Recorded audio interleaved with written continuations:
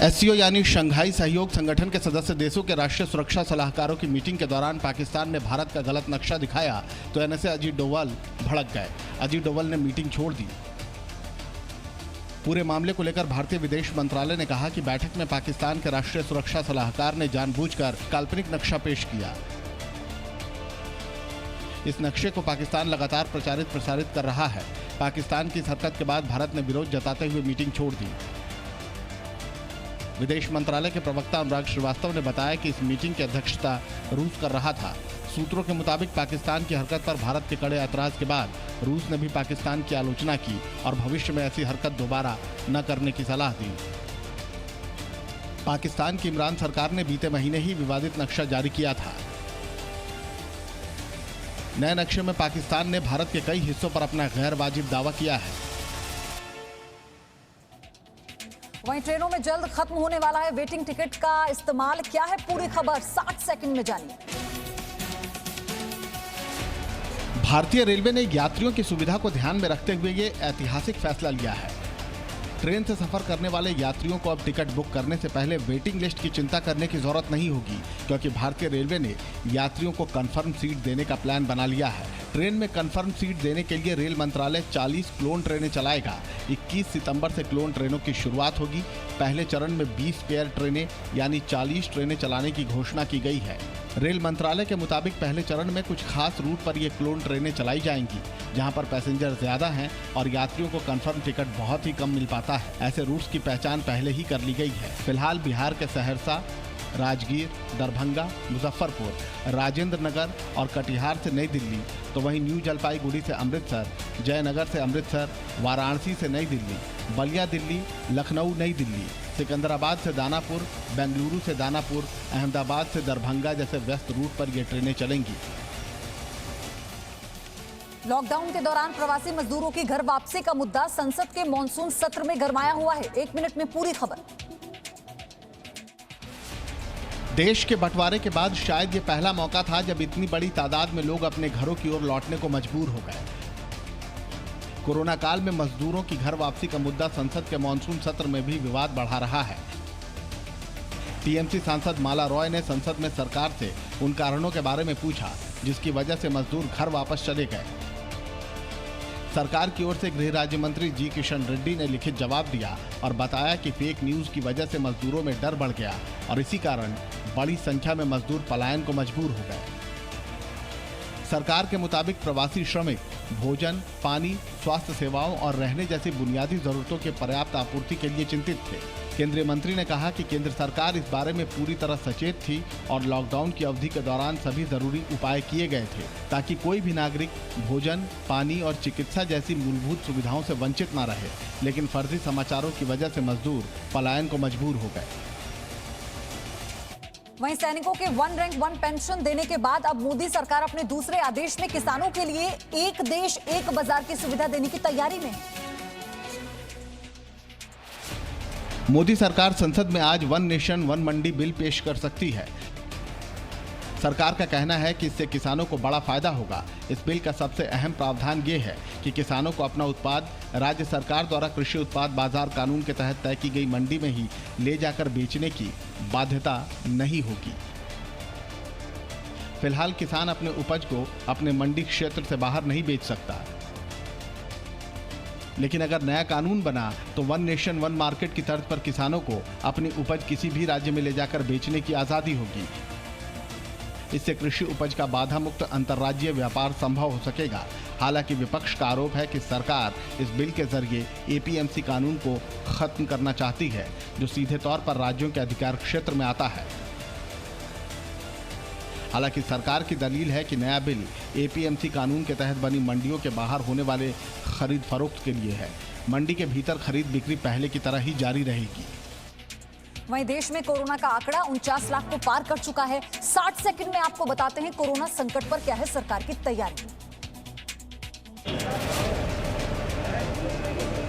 देश भर में कोरोना के लगातार बढ़ते आंकड़ों ने सरकार की चिंता बढ़ा दी है। हालांकि पिछले 7 दिनों में 76 लाख टेस्ट भी किए गए हैं। स्वास्थ्य सचिव राजेश भूषण ने जानकारी देते हुए कहा है कि हमने टेस्टिंग की क्षमता बढ़ाई है। हमने पाया है कि टेस्टिंग की जो संख्या है वो बढ़ी है। आप देखेंगे कि 7 जुलाई को हमारे 1 करोड़ टेस्ट थे देश भर में और हमें 27 दिन लगे 1 करोड़ टेस्ट और बढ़ाने में। स्वास्थ्य मंत्रालय के मुताबिक देश के 5 राज्यों में 60% एक्टिव केस हैं। उत्तर प्रदेश में कोरोना के आंकड़े तेजी से रफ्तार पकड़ रहे हैं। राज्य में सप्ताह दर सप्ताह केस बढ़ रहे हैं। वहीं महाराष्ट्र में मौत के मामले भी बढ़ रहे हैं। हालांकि प्रति मिलियन आबादी के हिसाब से भारत सबसे कम मृत्यु दर वाले देशों में है। वहीं केंद्र सरकार ने दिल्ली में कोरोना पर काबू पाने के लिए और टेस्ट बढ़ाने की बात कही है। और अब एक ऐसी खबर देखिए जो 21वीं सदी में भारत की तरक्की को मुंह चिढ़ा रही है। अब आपको ये तस्वीरें देखनी चाहिए जहां एकमात्र रास्ते यानी इस पुल पर मरम्मत का काम चल रहा था, तो लोग यूं अपनी जान जोखिम में डालकर इस नदी को पार कर रहे हैं। बैलगाड़ी में लोगों का पूरा परिवार बैठा हुआ है। गाड़ियां भी इसी बैलगाड़ी में पानी को पार कर रही हैं और आप पानी का स्तर देखिए। बस गाड़ी पलटी नहीं कि हाल क्या होगा हर किसी को पता। इसके अलावा ट्रैक्टर की मदद भी ली जा रही है। ट्रैक्टर में भी जमकर बाइकें भरी जा रही हैं और इसके साथ साथ लोग भी यहां बैठ रहे हैं। लेकिन हालात कितने खराब हैं वो आप इन तस्वीरों में देख सकते हैं। गाड़ियों का तांता लगा हुआ है और बाइक तो पूछिए मत। लेकिन प्रशासन को इन तस्वीरों से कहां कोई लेना देना है, नहीं तो ऐसे हालात क्यों होते।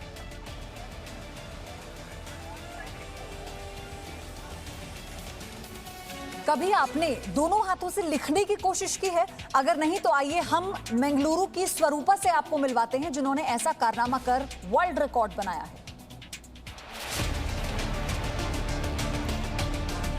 मंगलुरु की 16 साल की आदि स्वरूपा ने दोनों हाथों से एक साथ लिखने का एक्सक्लूसिव वर्ल्ड रिकॉर्ड कायम किया है। आदि स्वरूपा ने 1 मिनट में दोनों हाथों से 45 शब्दों को लिखने का रिकॉर्ड बनाया है। मैं 16 साल की उम्र में आदि स्वरूपा 1 नहीं 2 नहीं बल्कि 10 अलग अलग तरीकों से दोनों हाथों से एक साथ लिख सकती है।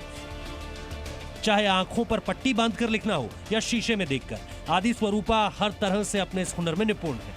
आदि स्वरूपा ने अपनी इस बहुमुखी प्रतिभा से पूरे विश्व में देश का नाम रोशन किया है। This year I've set a record with writing in my both hands. So there are 10 different types. I can write in 10 different types. हमारे देश में लड़कियां हमेशा से हर क्षेत्र में भारत का नाम रोशन करती आई हैं। देश को आदि स्वरूपा जैसी अपनी हर बेटी पर गर्व है। तमिलनाडु के एक मंदिर से 40 साल पहले चुराई गई 15वीं शताब्दी की 3 मूर्तियों को ब्रिटिश पुलिस भारतीय उच्चायोग को सौंप चुकी है। क्या है ये पूरी खबर, आप देखिए 60 सेकंड में।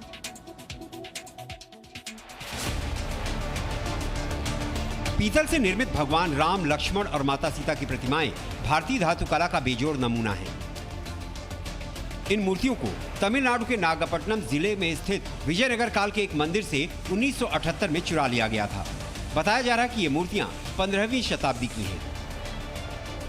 अगस्त 2019 में लंदन में भारतीय उच्चायोग को मूर्तियों के चोरी होने के बारे में जानकारी दी गई थी और ये आशंका जताई गई थी कि मूर्तियां ब्रिटेन में हो सकती हैं। जिसके बाद भारतीय उच्चायोग ने लंदन पुलिस से संपर्क किया। तमिलनाडु पुलिस ने इन मूर्तियों की रिपोर्ट और पुरानी तस्वीर भेजी। लंदन मेट्रोपॉलिटन पुलिस ने मामले की जांच की और उस शख्स तक पहुंची जिसने इस मूर्तियों को खरीदा था। लंदन पुलिस ने मूर्तियां भारत को लौटाने का आग्रह किया क्योंकि ये भारत के मंदिर से चुराई गई थी।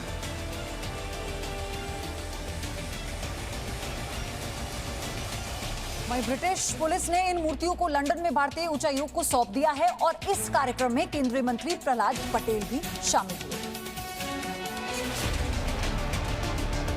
केंद्रीय संस्कृति एवं पर्यटन मंत्री प्रहलाद पटेल लंदन स्थित उच्चायोग में 3 प्रतिमाओं को सौंपे जाने के समारोह में डिजिटल माध्यम से शामिल हुए। प्रहलाद पटेल ने ब्रिटिश पुलिस, तमिलनाडु सरकार, भारतीय पुरातत्व सर्वेक्षण और लंदन स्थित भारतीय उच्चायोग का आभार व्यक्त किया। प्रहलाद पटेल के मुताबिक आजादी के बाद से विदेश से केवल 13 मूर्तियां ही वापस मिल सकी थी, लेकिन वर्ष 2014 से लेकर अब तक 40 से अधिक प्रतिमाओं को वापस लाने में सफलता मिली है। सरकार आने वाले वर्षों में और कलाकृतियां लाने का प्रयास कर रही है। वाग्देवी की प्रतिमा को भारत वापस लाने के लिए ब्रिटिश संग्रहालय से बातचीत जारी है। ब्रिटेन से अब तक राजस्थान से चुराई गई घाटेश्वर मंदिर की शिव प्रतिमा, ब्रह्मा ब्रह्मांडी स्कल्पचर और 12वीं शताब्दी की भगवान बुद्ध की कांसे की मूर्ति और 17वीं शताब्दी की भगवान कृष्ण की मूर्ति वापस लाने में कामयाबी मिली है।